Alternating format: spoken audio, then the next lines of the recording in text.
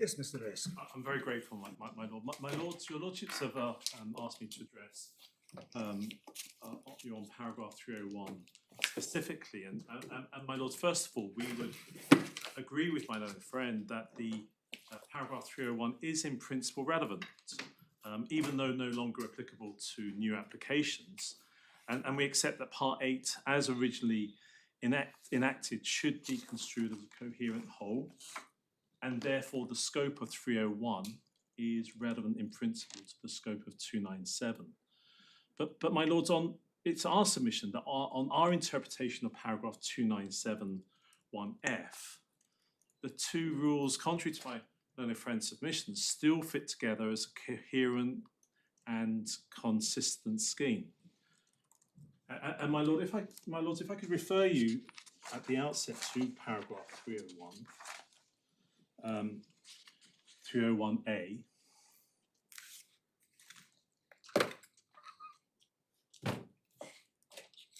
Your lordships will see that under that provision, a child can succeed in obtaining limited leave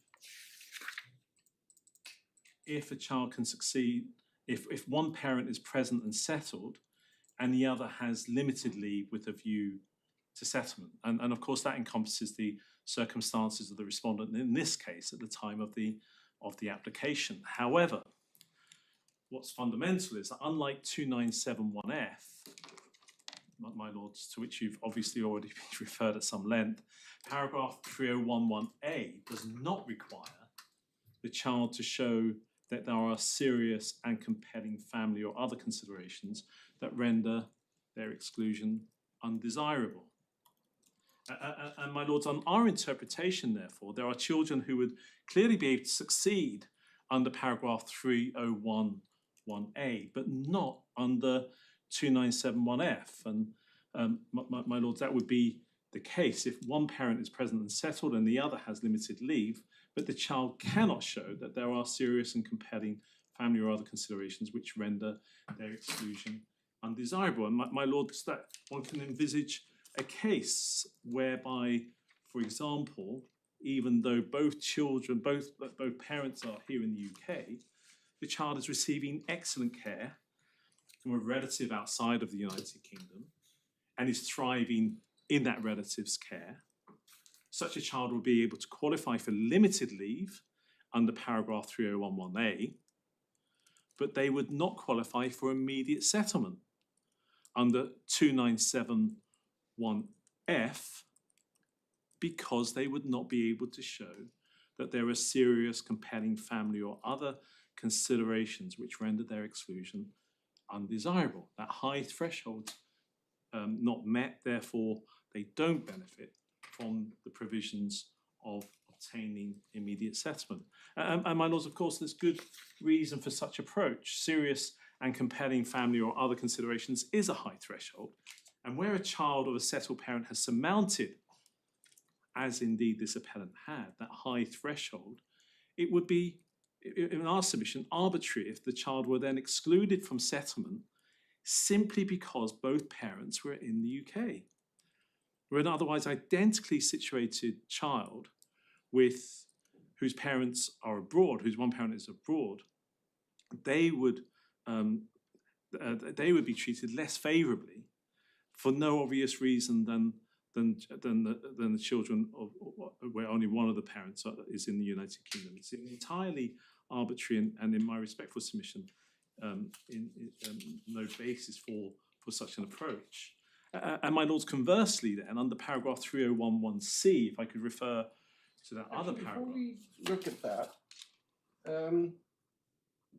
301(1)(a) is one parent is present and settled and the other has limited leave, and the child can get limited leave. But the requirements of 301(1)(a), aren't they the same as 297(1)(a)?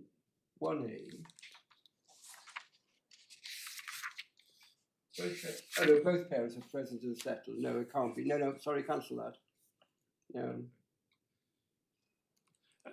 Then, my lord, looking then at 301(1)(c). Sorry, and I'm just getting back into the my lords, thought process that we were in this morning. So the appellant's interpretation of 2971 means that it's easier to get indefinite leave to remain in order to be with one parent than with two, because you can't if they aren't both settled, as it were. My lord, that's on the appellant's The interpretation. appellant's interpretation of this, based upon a reading of the rules, it creates what might be thought to be the perverse outcome, that when you want family reunification as a goal on the whole for the benefit of children, it creates a situation where you'd be better off if you only had one parent in this country than if you had both. My lord, precisely on that interpretation, and indeed, my lord, it's Judge Jackson in her judgment explicitly refers to this and as an issue, as justifying the approach which she interpreted on and accepted from the appellant. And as I say, my lord, conversely, with 3011C, of course, if one has regard to 3011C, that provides that one parent is being or has been given limited leave to enter or remain in the United Kingdom with a view to settlement, and there are serious and compelling family or other considerations which make exclusion of the child undesirable, and suitable arrangements have been made for that child's care. So my lord, in this case, of course, the child does under 3011C, child does not need to show that there are serious, compelling family or other considerations which render their exclusion undesirable, but does not need to have a parent who is present and settled. So in those circumstances, in my respectful submission, again, it's a situation whereby the rule clearly is designed for a certain category which isn't in any way duplicated. And so, my lord, in my respectful submission, the appellant's ground 3 requires you to adopt what we would respectfully contend is a strained construction of the rules, reading into the rules words which are simply not there. And of course, that could be justified in order to avoid an absurdity. But again, we would respectfully contend that with reference to 301, the grammatical interpretation for which we contend is not an absurd one. Do you mean 301 or do you mean 297? I'm so sorry. Yes, I do. So your reading of the whole scheme then is you always are able to get limited leave if you have one parent in the United Kingdom with limited leave or parental leave. But if one parent is settled and the other is living here, and there are compelling circumstances why the child shouldn't be left out, then that child can come in under 297. And you say that provokes rather than undermines family unity. Precisely, my lord, precisely. And again, it's the way in which Judge Jackson explicitly considered this and referred to the scheme of the rules in this context, that page 56 of the core bundle, the judgment of Judge Jackson is paragraph 33, and it makes reference, and she says this: there was clearly a deliberate policy choice in the drafting of paragraph 297 to provide for a grant of indefinite leave to enter, even if relatively generous and unusual in the broader scheme of applications for entry clearance in other categories. It could readily be inferred that that was to support the purpose of family unity and to provide certainty and stability for a child to continue to be with a parents or relative in the United Kingdom. And my lords, that would seem to underpin the way in which we respectfully contend that this rule should properly be interpreted, and there is no basis for the strained interpretation that's been applied and advocated on behalf of the Secretary of State. My lords, that would seem to, as I say, my lords, we accept that 301 is potentially relevant to the interpretation of 297 and the rules. But my lord, we would respectfully contend there is no inconsistency. There is no mischief that has to be rectified by any additional reading into the words which are not there. Yeah. My lord, I don't know if I can address you any further on that, but Fine, thank you very much. And you had nothing to add on the remaining grounds? my lords, unless there is anything I can add, I rely on my skeleton argument. Yes. All right. Yes, Mr. Biggs, do you wish to reply? Very briefly, my lords, reflective of my learned friend's extremely helpful and brief submissions.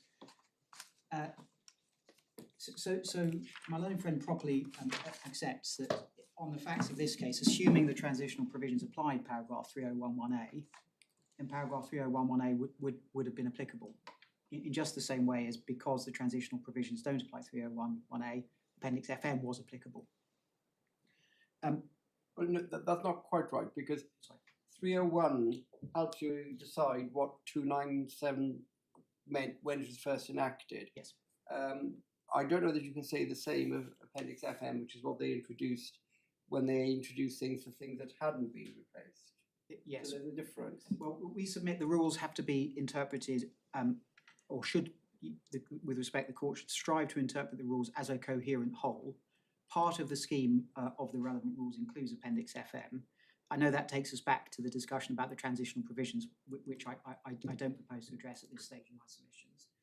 But I certainly, my lord, accept, and this is why I took you to paragraph 301 in opening first, rather than taking you first to Appendix FM, that paragraph 301 informs the context against which paragraph 297 at 1F falls to be interpreted, because it formed part of the edifice of rules that were in part constituted by paragraph 297. But what this means, what my learned friend's concession means, is that in the circumstances of this case, assuming for the sake of this argument that 301(1)(a) applied, is that the applicant is entitled to limited leave to remain pursuant to 301(1)(a, but is also entitled to indefinite leave to enter. We submit that that is an anomalous outcome, and there's no good reason for it. My learned friend suggests that it's an acceptable outcome because of the threshold, the high threshold, imposed by paragraph 2971F. But that is no answer in my respectful submission, bearing in mind the purpose of paragraph 2971F. I'm very sorry. I've lost purchase on the point that you're seeking to make. There's an anomaly between what and what. So assuming 301(1)(a) applies, so leaving aside the point about transitional provisions, as my learned friend properly conceded, the respondent would be entitled to limited leave under 301(1)(a. Yes. However, in the light of the Upper Tribunal's construction, the respondent is also entitled to indefinite leave to enter under 2971F. And my submission is that that actually makes no sense. Why not? Because I can jump a hurdle that's a foot high. Yes. Actually, I can also jump one that's 2 feet high. Indeed. Why shouldn't I jump the higher one? and this is the point about purpose that I was just about to make with respect. The purpose of 2971F is not to provide a shortcut to indefinite leave to enter. It is to help ensure family unity by granting indefinite leave to enter in line with the indefinite leave to enter of the parent that you are coming to join. It's not a shortcut to what settlement is. Indefinitely, I said settlement, which is the current shorthand used in So the rules it's for not indefinite leave to enter. well, it achieves settlement, doesn't it? Yes, but the purpose of the rule is not to confer an extra advantage, indefinite leave to enter, in circumstances where you're otherwise entitled to leave to enter. That's the point. If the rule was That's an assertion.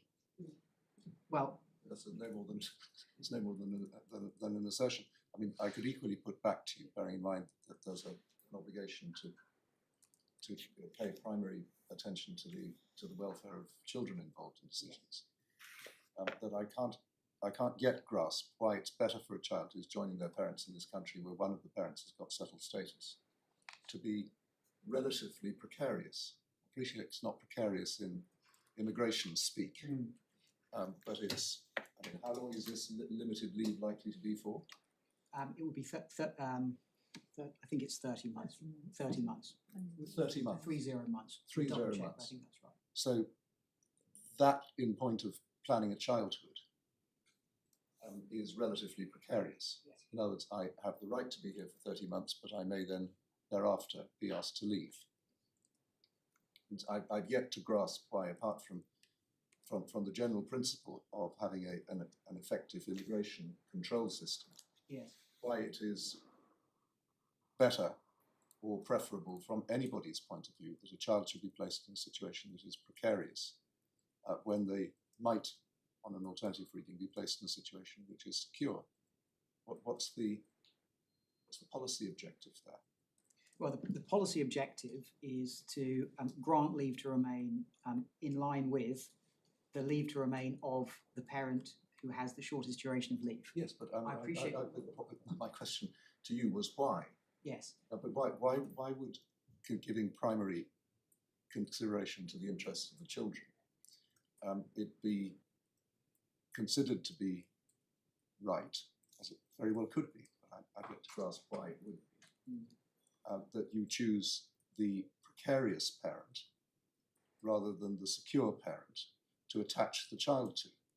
Surely from the point of view of the child, there are manifest advantages in attaching them to the secure parent. Yes. So, I mean, at the moment, you know, every time you say, well, that's the policy objective, or that's what the rules say, I'm still left wondering what the thinking for that was, and why you say that anything is a shortcut here. I mean, that itself is a pejorative way of expressing what in another view might be that they have a choice what they apply for, and either they qualify or they don't. Yes. Well, let me try and deal with that point at least. I mean, I have relied upon the consistent policy decision that has been taken by the legislature / Secretary of State. I appreciate the immigration rules are not strictly legislation, but they do have some degree of endorsement by Parliament, albeit by a negative resolution procedure. That's the best I can do. Again, I'm afraid, my Lord. But the policy decisions by the legislature are reflected in the words of the rules, aren't they? They are, but also That's really all we've got to go on. Indeed, but also the overall scheme of the rules, which is what I'm trying to deal with at this point in my submission. It's clear in my respectful submission that the overall scheme of the rules takes the position that a child applicant, should be granted leave to remain in line with the leave of the parent that's the shortest in duration. That's consistent with paragraph 301. It reflects paragraph 301(1)(a). And in the circumstances of this case, it's therefore telling that both 3011A is triggered and 2971F. So what is the hope that the settled parent dies and the parent with limited leave is sent away and you can get rid of the child? Is that the thinking? That you'd be able to get rid of the child later on? I'm just trying to work out what Secretary of State is planning. Well, if I can put it in this way, my Lord, what is the purpose of paragraph 3011A in the overall scheme of the immigration rules if it could so easily be circumvented by the application of 2971F? But you've got to satisfy different tests, Mr. Lewis. You do, but that test, as we discussed in the course of my submissions in opening, is framed in a particular way. The arguments against me and the decision of the Upper Tribunal below contends that it's not appropriate to look at an entitlement to immigration status when applying that test. And so what that means is that in practical terms, it would be relatively easy for an applicant to satisfy 2971F when they are coming to join both parents in the United Kingdom, where one is settled and the other is in the UK with leave with a view to settlement.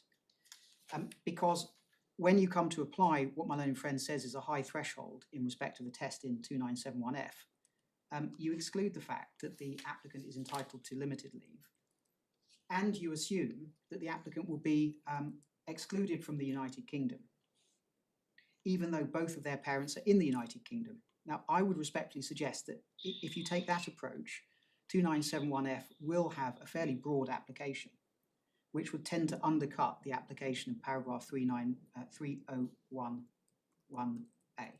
That's the submission. And that is unlikely, bearing in mind the overall scheme of the rules. And again, the purpose of 2971F is to, consistently with, in fact, the purpose of 3011C, is to grant leave to remain in line with the leave of the parent that the child is coming to the UK to reside with. That purpose is undermined on the Upper Tribunal's construction of my learned friends arguments, because you end up getting the situation that we've been canvassing. Instead of getting leave in line with the parent with the shortest duration of leave, you get leave in line with the leave of the settled parent. That is contrary to the overall scheme of the rules. There's also the point about 3011C, which I think my learned friend implicitly acknowledges is also available to the applicant, to the respondent, forgive me, on the facts of this case, as I submitted in opening. So what is that rule doing in my submission in the overall scheme here? No one, we say, who's rational would rely on C in the circumstances of this case when they can rely on 2971F. That is anomalous. And the best way to make sense of this is to recognise that the overall scheme of the rules is to grant leave in line with the parent who has the shortest duration of leave to the applicant child.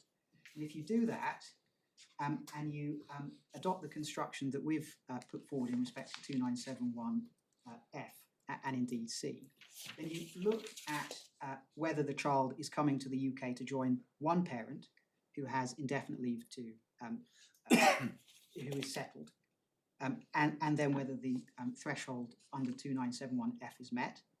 If, in fact, the child is coming to join a parent with limited leave, then you can apply 1C, sorry, if necessary. Or if the child is coming to the UK to join both a parent who has indefinite leave, is settled, and limited leave, then you apply 3011A. That approach is entirely coherent in my respectful submission, and we commend it to this court.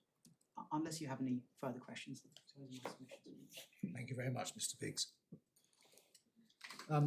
We shall reserve our judgments. You will get a draft in the usual way. That will be your opportunity to correct our English, but not our reasoning. And we would hope that in the light of the draft judgment, you will be able to agree a formal order disposing of the appeal. If you can't agree a formal order, please make short written submissions, and we'll make the form of order that we consider to be appropriate.